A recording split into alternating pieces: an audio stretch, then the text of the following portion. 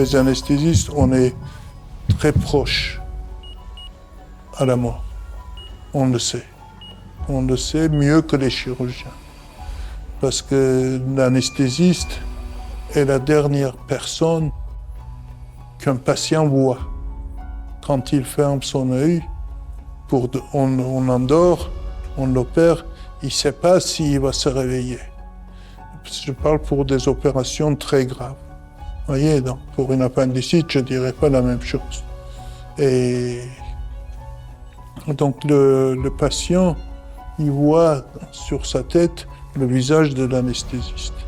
Et il verra aussi l'anesthésiste au moment de réveil. Ce sont des moments très très importants. Vous voyez, l'anesthésie, c'est un métier à risque. Réanimation, c'est un métier à triple risque.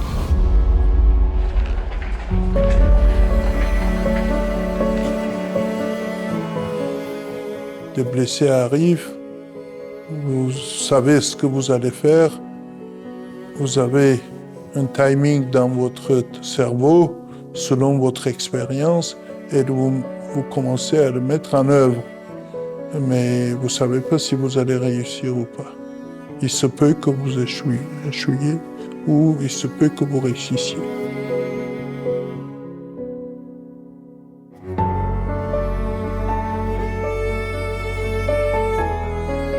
En 2020, quand j'étais gravement atteint de Covid,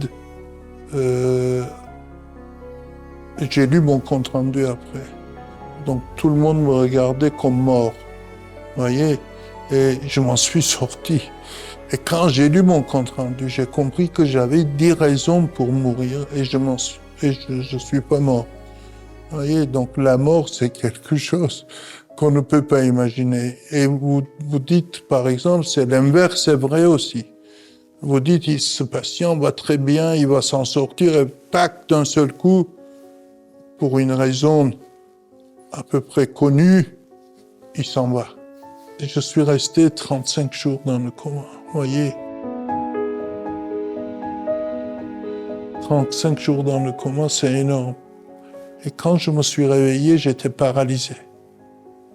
Je n'arrivais pas à bouger mes doigts, je sentais pas mes jambes.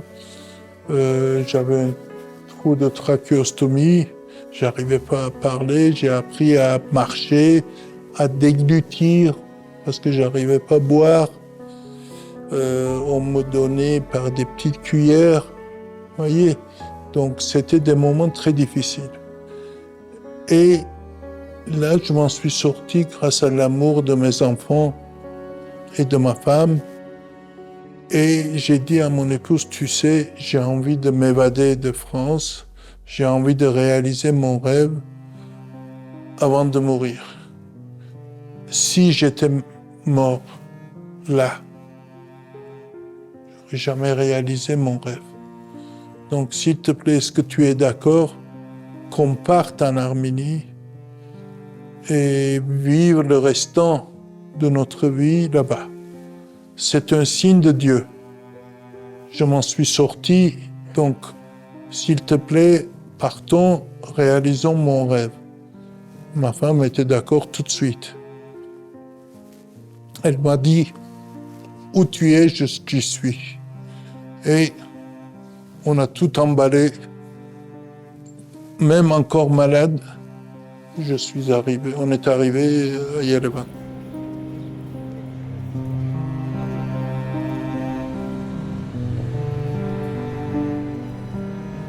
Depuis que j'ai remis les pieds en Arménie, j'avais ce rêve d'un jour vivre et mourir en Arménie. Mais je gagnais bien ma vie. J'avais encore des choses à faire en France. Et pendant que je travaillais, j'arrivais à aider mieux l'Arménie parce que l'Arménie et l'école que j'avais fondée à Paris, l'école arménienne que j'avais fondée à Paris qui s'appelle Ranting. si je venais plus tôt ici, je ne pourrais pas aider l'école Granting. Donc, beaucoup de mes finances partaient directement à l'école. Vous voyez? Donc, je dépensais beaucoup d'argent pour l'école Granting et je continuais à aider l'Arménie.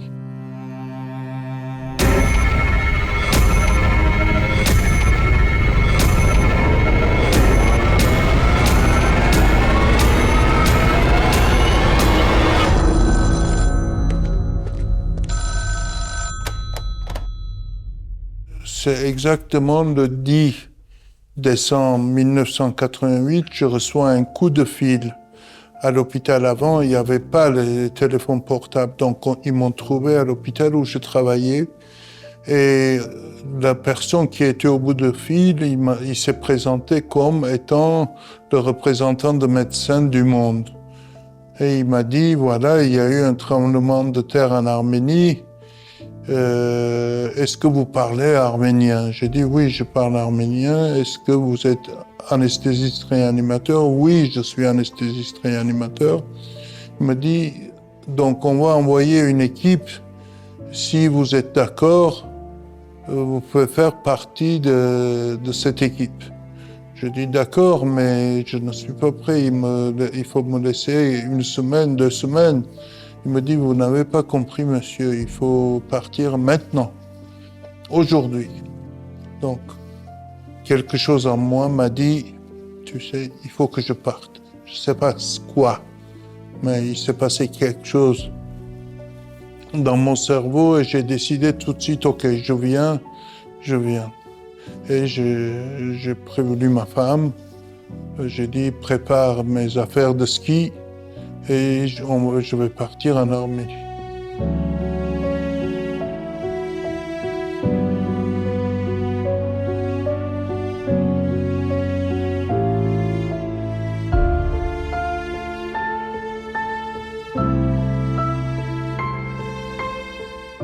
Et c'est tout, ça commence là. Mon histoire avec l'Arménie commence le 10 décembre 88 et j'arrive à l'aéroport d'Orly où il y a un avion qui m'attend avec d'autres médecins et 2 traducteurs. Et l'avion est plein de matériel. On a un petit espace derrière l'avion qui fait 2 mètres, 3 mètres carrés. Et il n'y a pas d'hôtesse de l'air. Donc, il me désigne hôtesse de l'air, on m'apprend comment fermer les portes. Et voilà, l'avion est parti, destination Yerevan. En cours de route, le pilote avec qui on n'avait pas de communication, c'est lui qui nous appelait. Et il nous dit, vous savez quoi? Peut-être on ne peut pas atterrir à Yerevan, mais on va atterrir à Ankara. Alors là, je commence à avoir peur, parce que je suis recherché en Turquie pour le service militaire. Donc j'ai eu peur, j'ai dit, atterrissez où vous voulez, mais sauf Ankara. Mais je ne sais pas s'il m'a entendu. Et puis après, on arrive, l'avion commence à descendre et je vois autour de moi, j'ai compris que j'étais à Yerevan parce que c'était comme le Vietnam, la guerre de Vietnam. Il y avait des avions, il y avait des camions, il y avait du monde sur le tarmac. Et voilà, j'ai dit bienvenue en Arménie, quoi.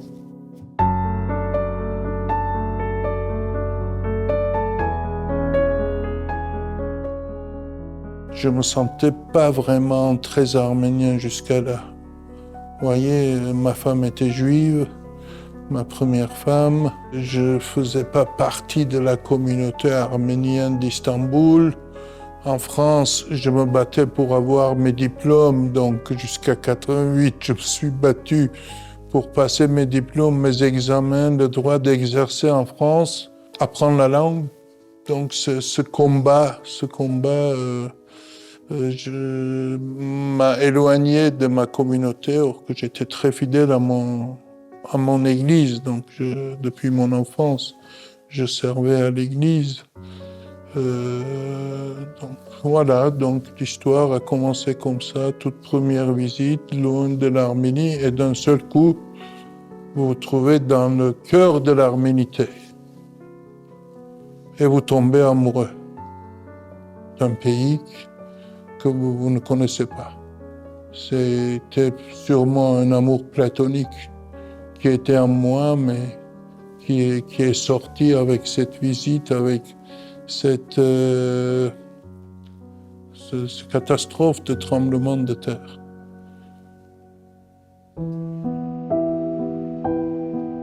Je suis d'abord arrivé à Yerevouni, à l'hôpital Yerevouni. On nous a d'abord envoyés à l'hôpital Mikhaëlian, mais ils ont dit l'hôpital Mikhaëlian, c'est pour les Américains. Il vaut mieux envoyer les Français, ils sont plus pauvres, à Yerevouni. Donc on nous a envoyés à Yerevouni. Donc j'ai commencé à travailler à Yerevouni. Le lendemain, j'ai fait un saut à Gyumri. L'état de catastrophe. Donc tout le monde pleure, tout le monde essaye de creuser pour sortir quelqu'un. Il n'y a pas assez de matériel pour sortir, pas assez de grues. Donc vous vous trouvez dans un endroit où le chaos règne.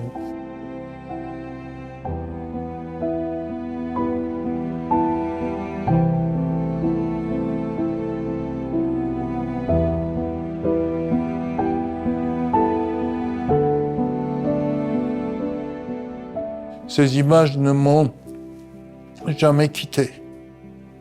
Ils sont gravés quelque part dans mon cerveau. Les enfants morts. C'est dur. Cette odeur des blessés, des gens infectés, des gens qui pleurent sans arrêt. Il y en a qui me disent, je travaille avec ma main, je suis cordonnier. Couper ma jambe au lieu de me couper le bras. Ça reste gravé. Vous savez, c'est comme les images de la guerre de Karabakh. Ça vous reste gravé dans votre mémoire, même si vous êtes un médecin très dur. Ces images vous restent. Vous pouvez être un anesthésiste, réanimateur très dur, vous avez tout vu dans votre vie, mais ces images restent gravées. Cette odeur, vous voyez, donc quand je suis rentré à Paris, je suis un bon carnivore. Donc je n'ai pas pu manger de la viande pendant 3-4 mois. Vous voyez, donc c'est significatif.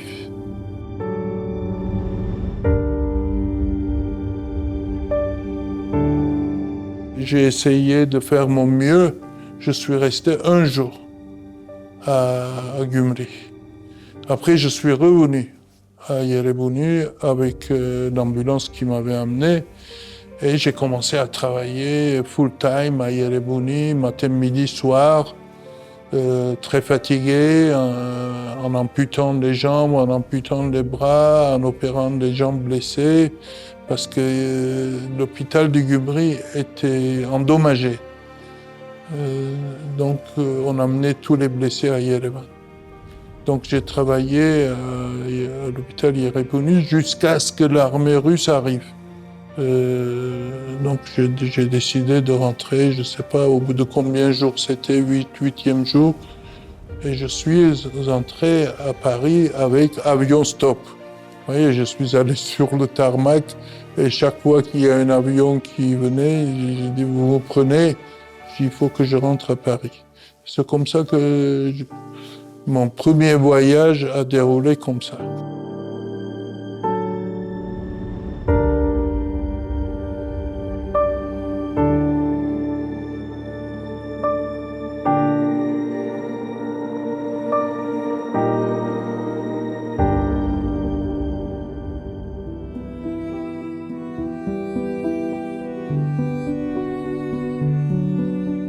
J'étais un médecin bien formé à Paris.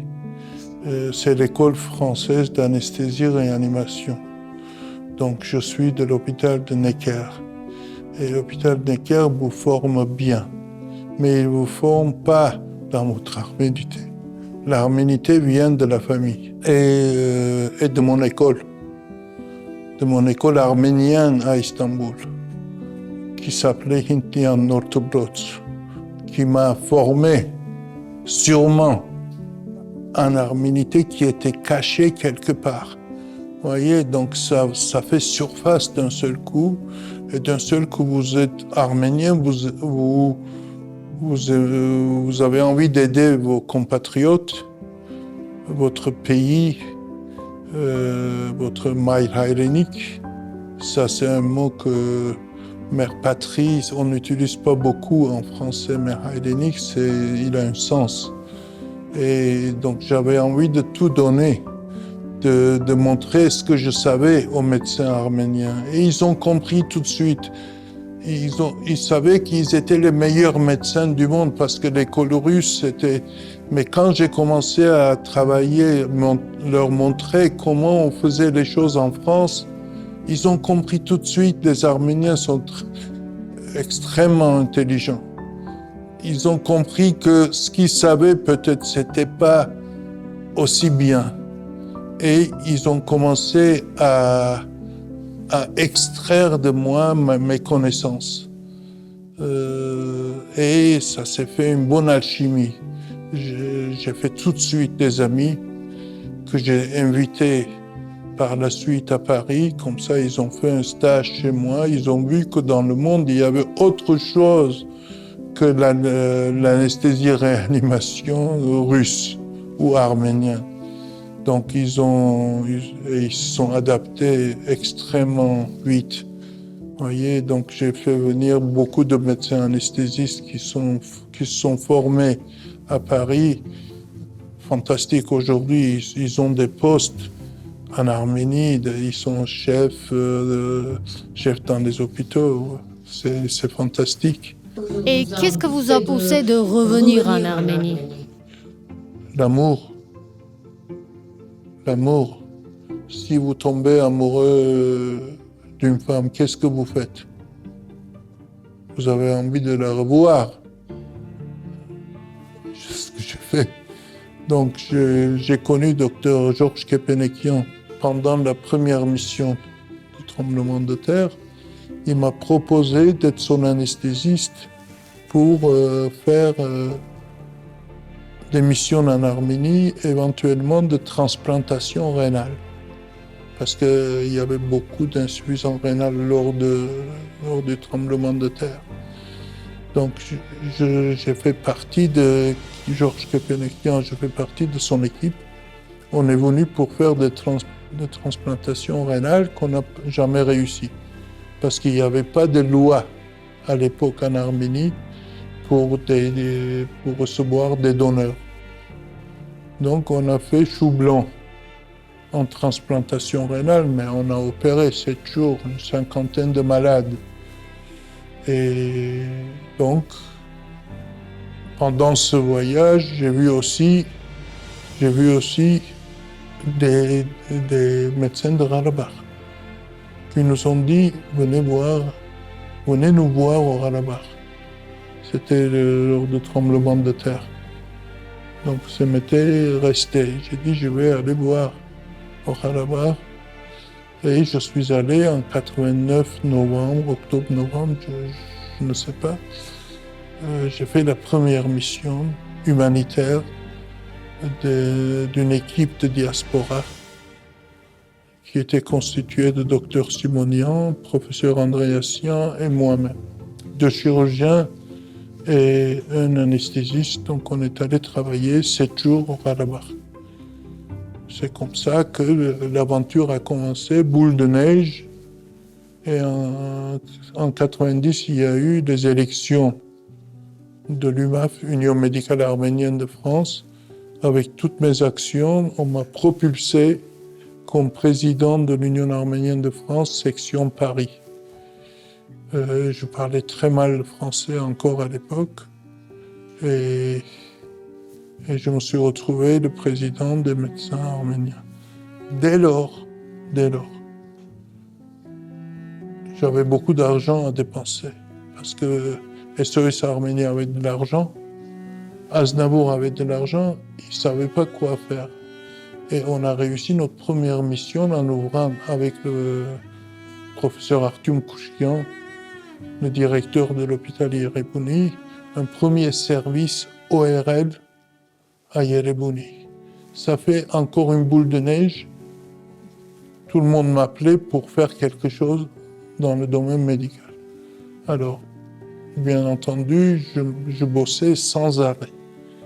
On a ouvert tout de suite après le premier service de stomatologie, le premier laboratoire à Yerebuni, laboratoire digne de ce nom, parce qu'avant on faisait une glycémie, ça durait un jour pour avoir le résultat, or qu'on a amené des appareils qui vous donnaient le résultat au bout d'une demi-heure.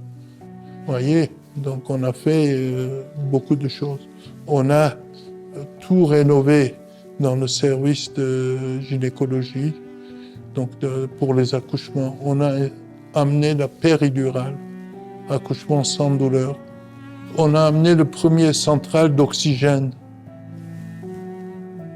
à Yerebuni, parce que l'oxygène, c'était pas de bonne qualité. Vous branchiez l'oxygène, la saturation ne montait pas. On a équipé le bloc opératoire. On a fait des bonnes choses avec M. Aznavour et avec SOS Arménie. Donc ma présidence a duré 3 ans, mais j'ai continué à travailler après au Karabakh. J'ai fait venir des blessés de Karabakh dans mon hôpital à Sarcelles et à Paris. Voilà, et ça continue, ce n'est pas fini, parce que je continue à œuvrer encore aujourd'hui avec Santé Arménie. C'est une association qui se trouve à Paris, mais il a une fondation ici, et je dirige la fondation.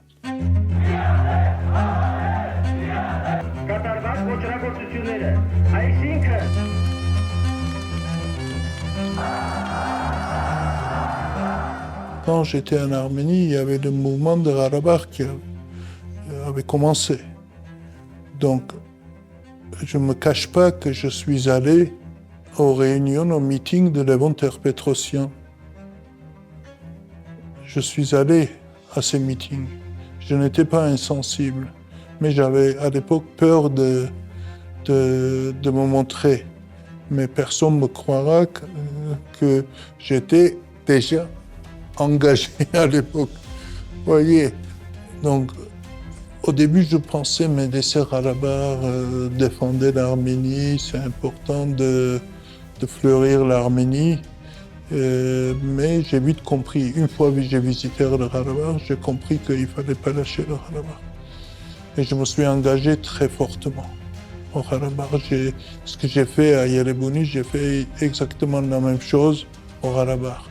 On a amené la première opération laparoscopique avec Karen Bazian. On a amené la péridurale. On a amené un central d'oxygène au Karabakh et pour l'armée aussi.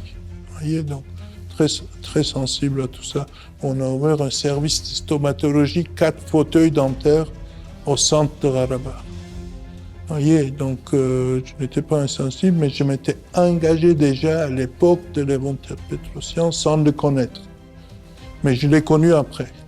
Je me suis engagé personnellement, je me suis engagé financièrement parce que j'ai dépensé beaucoup d'argent. Je me suis engagé moralement. J'ai beaucoup d'amis. À Artsakh, que je continue à aller voir maintenant à Yerevan. Surtout mon filleul Karen Bazian. Je le vois tout le temps. Et quand je le vois, on parle d'Artsakh, mais on sait qu'il y a un plaie en nous. On ne peut pas trop en parler. Mais on se comprend quand on se voit. Il y a une communication, il y a une vibration qui passe entre nous.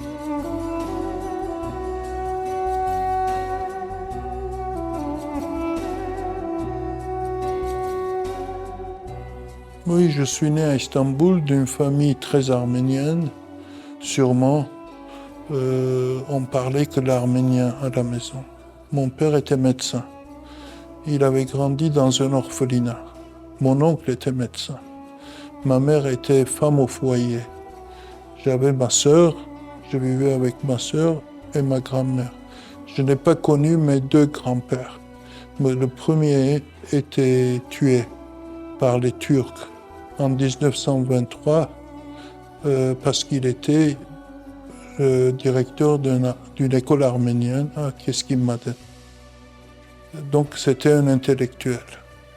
Ma grand-mère a pris ses deux enfants, un de 1 an, l'autre de 40 jours. Il a traversé de Ankara, Keskimaden jusqu'à Istanbul. Il a frappé la porte d'un orphelinat et cet orphelinat s'appelait Karagözyan. Ma grand-mère est rentrée dans cet orphelinat comme femme de ménage avec ses deux enfants. Les deux enfants n'ont pas connu que l'orphelinat. Ils ont grandi là-bas, c'était des bons élèves. Donc la communauté arménienne a envoyé ces deux élèves au lycée arménien Getronagan à Istanbul. Et ils ont vu que ces deux frères, ils étudiaient bien, ils les ont envoyés à l'université. Mais l'université, c'est ma grand-mère qui a pris en charge. Il est sorti de l'orphelinat, elle est allée travailler dans des familles comme femme de ménage, comme nounou. Mais mon oncle et mon père sont devenus médecins. Ils ont commencé à gagner leur vie. Et après, ma grand-mère n'a plus travaillé. Donc, elle avait toujours une place très importante. J'ai grandi dans cette famille. Côté de ma mère était de Yozgat, mais ma mère était née à Istanbul. Elle était allée à l'école Northbrod Hintlian. C'est une école très élite. Donc, pour vous donner un exemple, on était 30 élèves. On s'est réunis chez moi en 2010 et vous voyez, donc sur 30, 25 avaient fait des études supérieures. Donc c'était une bonne école. Donc j'ai grandi d'abord dans cette école arménienne, dans ma famille arménienne, et après j'ai fait un saut, j'ai réussi les examens d'entrée dans une école anglaise qui s'appelait English High School, où j'ai étudié 8 ans, toujours à Istanbul. Et là j'ai eu contact avec les Turcs, mes copains turcs. Aujourd'hui, j'ai des copains turcs que je ne changerai avec aucun Arménien. Vous voyez, ils sont tellement bien, ils m'ont jamais fait sentir que j'étais une minorité. Nos relations ont été parfaites jusqu'à aujourd'hui. Après, j'ai réussi l'examen pour aller à la faculté de médecine. Là, j'ai commencé à avoir quelques difficultés parce qu'il y avait des mouvements ultra-gauche, il y avait des mouvements ultra-droite, donc les loups gris. On était 4 élèves arméniens dans la classe, 250 futurs médecins. Et le seul nom arménien était le mien. Donc, quand vous appelez Kavor Kaptarian en Turquie, déjà, ils n'arrivent pas à prononcer votre nom. Deuxièmement, ils comprennent tout de suite que vous êtes arménien et que vous avez des difficultés dans certains endroits. J'avais connu ma femme au lycée anglais. Elle était juive, donc c'était très difficile de se marier. Donc, j'ai enlevé ma femme.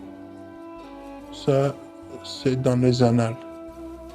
Un Arménien qui se marie avec une juive dans la communauté à Istanbul, c'est très mal vu. Oui. Donc on s'est battu, mais on a vaincu. On a vaincu et on s'est mariés. Mes parents, on s'est mariés en cachette de mes parents et ses parents ont accepté rapidement notre mariage. Et notre première fille est née de ce mariage à Istanbul. mais je ne voulais pas aller à l'armée faire mon service militaire en Turquie. Et donc j'ai décidé d'envoyer une demande à la faculté de médecine de Paris pour une spécialité. J'ai été accepté, donc avec ma femme et ma fille, on a déménagé à Paris, donc je ne parlais pas français. Je savais dire où est la tour Eiffel. Je peux avoir un café, ce genre de phrases. Mais j'ai travaillé dur. J'ai travaillé dur d'abord pour apprendre le français, deuxièmement pour faire ma place parmi les médecins français. Ce n'est pas évident. On fait vaincre tout ça que par un seul moyen, c'est de travailler dur.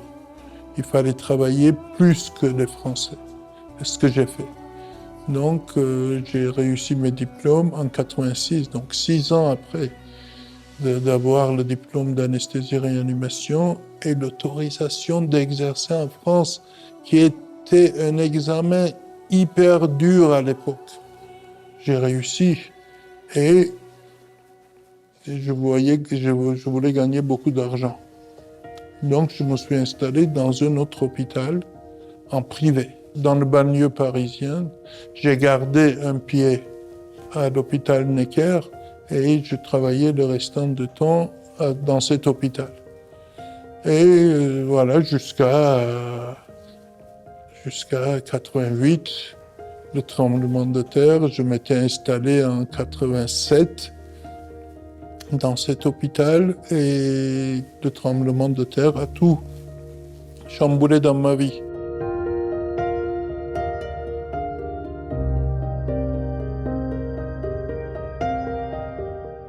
Tamara, c'est mon premier amour. Quand j'étais très jeune, c'était un amour de jeunesse. C'était un amour de naïveté, de pureté, et elle est devenue mon épouse. On a eu 2 enfants fantastiques. Il y en a une qui est psychologue, l'autre est avocate à Paris. Donc, mais malheureusement, la vie est faite autrement. Vous ne pouvez pas vivre dans le bonheur tout le temps. Je pensais que j'allais mourir avant elle. J'avais fait tout pour qu'elle vive tranquille après moi. Mais c'était l'inverse. Vous voyez, c'est moi qui ai fait son diagnostic. Et je n'ai pas perdu du temps à faire le diagnostic. En 2 jours, j'avais le diagnostic de son cancer. Et on s'est battus ensemble pendant 24 mois. Pendant 24 mois, on s'est battus. Et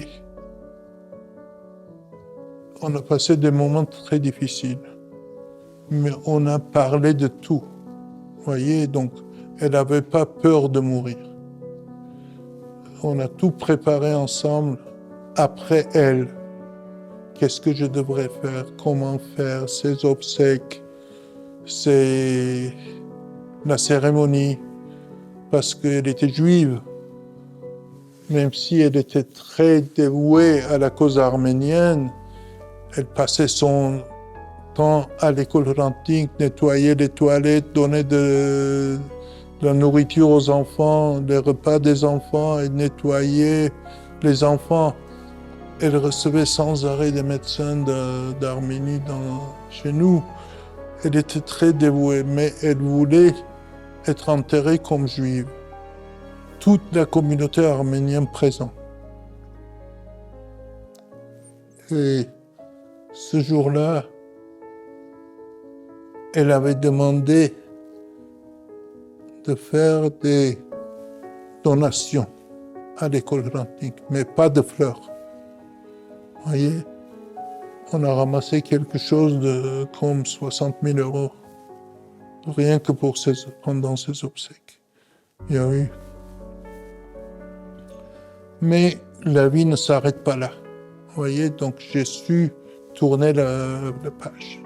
La page, c'est un grand amour, ça se termine, mais il faut essayer de passer à autre chose. Elle ne savait pas elle savait que j'allais ouvrir un centre de cancérologie, mais elle ne savait pas que ce centre allait porter son nom.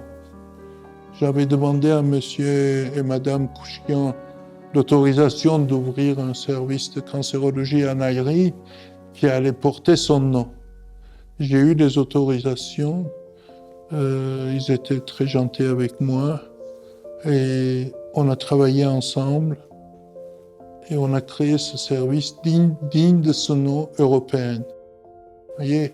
Et donc mon épouse ne savait pas que ça allait porter son nom. Nous, on travaille avec le principe en France. Donc, droit du patient, attention aux patients. Les patients de cancer ne sont pas des patients faciles. Quand ils savent qu'ils ont le cancer, quand ils regardent devant, ils voient la mort. Nous, on essaie de dévier ce regard vers la mort. Et s'il y a la mort au bout, on essaye de faire dignement. On essaye de soigner de la meilleure façon, comme s'ils étaient en France.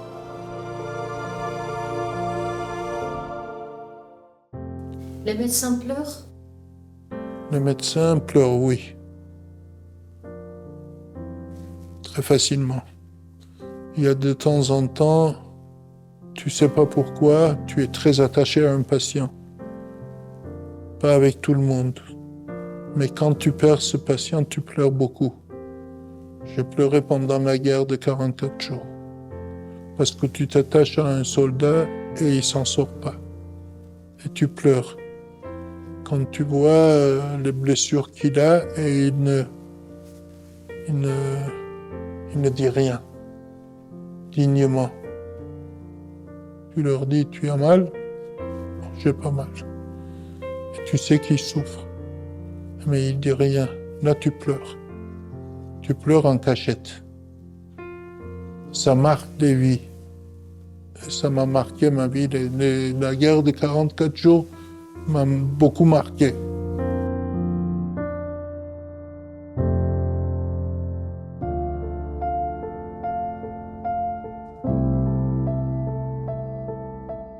Pourquoi une école à Paris? Parce que Arnouville, où j'étais président de l'euphorie de l'église arménienne à Paris. Arnouville, c'est une petite ville dans le nord de Paris où vivent beaucoup d'Arméniens. D'abord Alfortville, après ici les Moulineaux, et troisième ville, c'est Arnouville. Ici, les Moulineaux a son école, Alfortville a son école, mais Arnouville n'a pas son école. Première raison. Deuxième raison, en étant le président de l'église, je constatais une chose. On n'avait pas un toit sous lequel on aurait pu se rassembler. Il n'y avait pas. On faisait des requiem à l'église. On faisait des messes. À la sortie, tout le monde disait au revoir, qu'on avait envie de passer un bon moment ensemble. Et j'ai dit un jour au maire d'Arnouville, M. Michel Omas, que j'appelle Omassian, très à l'écoute. Il m'a dit, j'ai dit, je veux une salle, je vais construire quelque chose devant l'église, si tu m'autorises, parce que j'en ai ras-le-bol que la pluie tombe et que pour les requiem, on distribue les sandwichs comme ça, à la va-vite. Ça nous ressemble pas. Un jour, il m'a appelé, il m'a dit, tu sais, il y a une imprimerie qui se vend. Tu veux pas l'acheter? Je dis oui, je veux l'acheter. Et on a travaillé. Vous savez, quand vous avez 0 € dans la poche et ça demande un investissement de 2 millions d'euros, C'est très difficile à réaliser, mais rien ne me fait peur. J'étais déjà assez rodé avec l'Arménie. Et le bâtiment était tellement grand que je voulais... Il y avait la place pour ouvrir une école. Et on l'a fait. Parce que je voyais que nos enfants ne parlaient plus l'arménien. Et c'était la vérité. Si je peux apprendre l'arménien à un enfant de France, c'est une réussite pour moi. Donc, on a ouvert l'école Hrant Dink.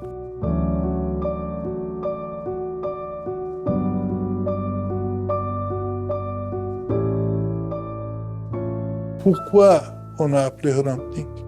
Hrant Dink, c'était mon copain, mon ami. On s'est croisés à Paris.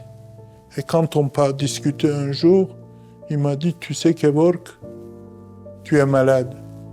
Je dis, pourquoi je suis malade? Parce que tu es très anti-turc.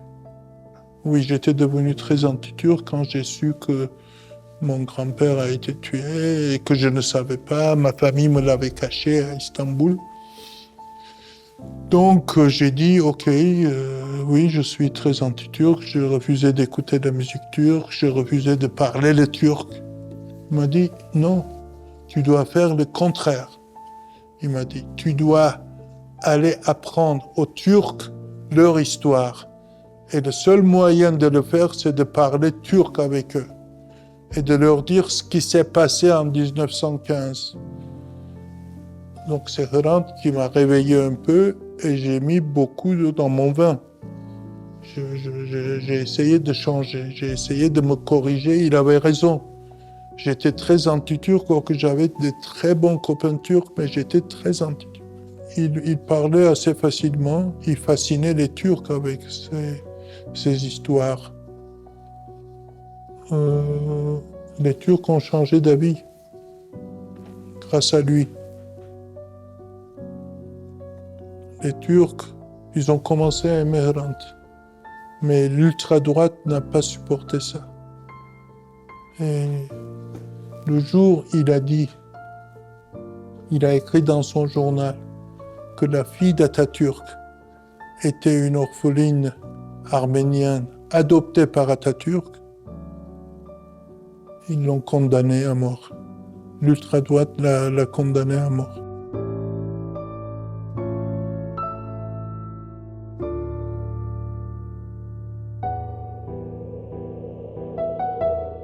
Ma vie, c'est un triangle. C'est un triangle. C'est un triangle.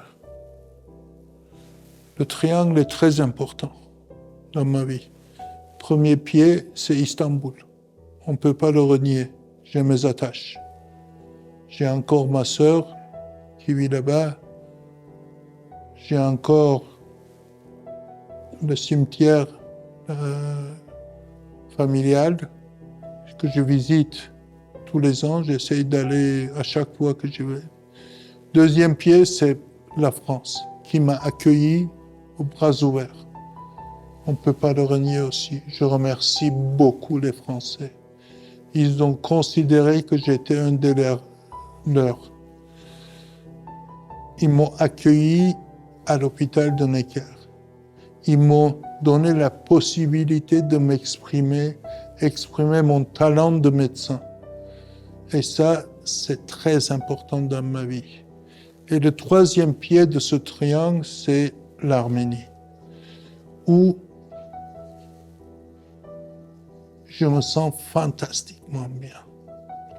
Chaque jour, je me réveille, je dis merci, bon Dieu, de vivre ici.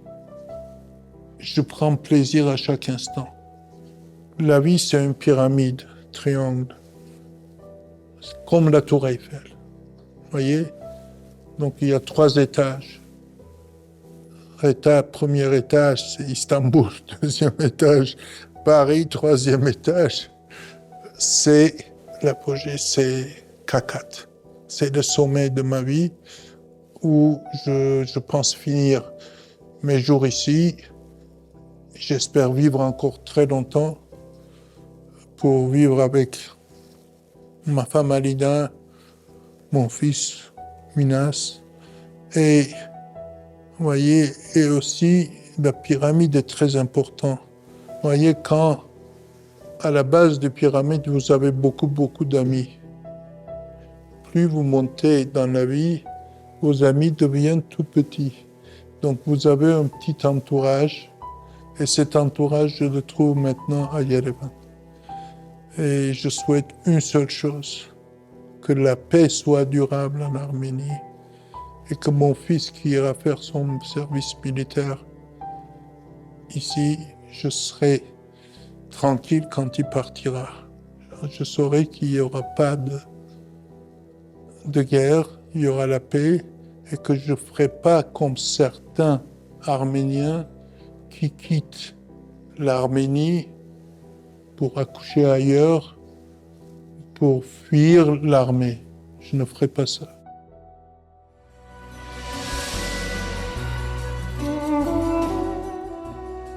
Araradı çaxtığımız, harakatçıları ister, araları ve umumi gerçeği. Ma deuxième femme était chanteuse. Atatul Altounian, elle était soliste. Et elle me chante. C'est Mahmoud Archik. Donc c'est très significatif. Et elle chante pour moi, elle chante plus maintenant.